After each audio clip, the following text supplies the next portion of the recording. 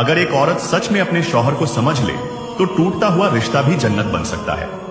शादी सिर्फ साथ रहने का नाम नहीं होती, शादी एक दूसरे की इज्जत, समझ और एहसास का नाम होती है। कहा जाता है, अगर बीवी अपने शौहर के इन हकों को दिल से निभा ले तो उसका घर कभी वीरान नहीं होता। सबसे पहला हक यह है कि बीवी अपने शौहर की इज्जत करे और उसकी बातों को अहमियत दे। हर मर्द सिर्फ मोहब्बत नहीं चाहता, उसे सम्मान भी चाहिए। जब औरत अपने शौहर को सुनती है और समझती है तब रिश्ता और भी मजबूत हो जाता है। दूसरा हक यह है कि बीवी अपने शौहर की खिदमत करे और उसकी छोटी बड़ी जरूरतों का ख्याल रखे।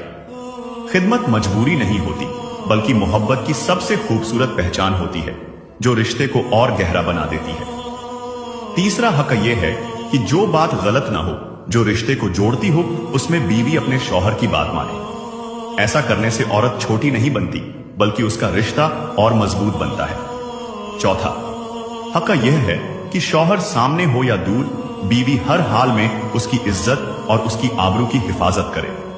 सच्ची मोहब्बत वही होती है जो गैर मौजूदगी में भी रिश्ते की लाज रखे। पांचवा हक यह है कि बिना वजह नाराजियां और शिकायतें ना पैदा की जाए। छोटी छोटी बातों पर नाराज रहना रिश्तों को धीरे धीरे तोड़ देता है।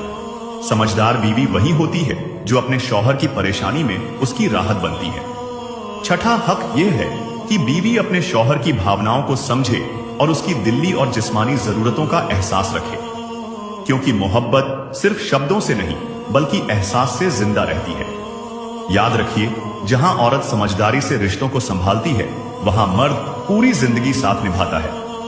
अगर आपको ये बातें दिल से जुड़ी लगी हों तो ऐसे ही दिल को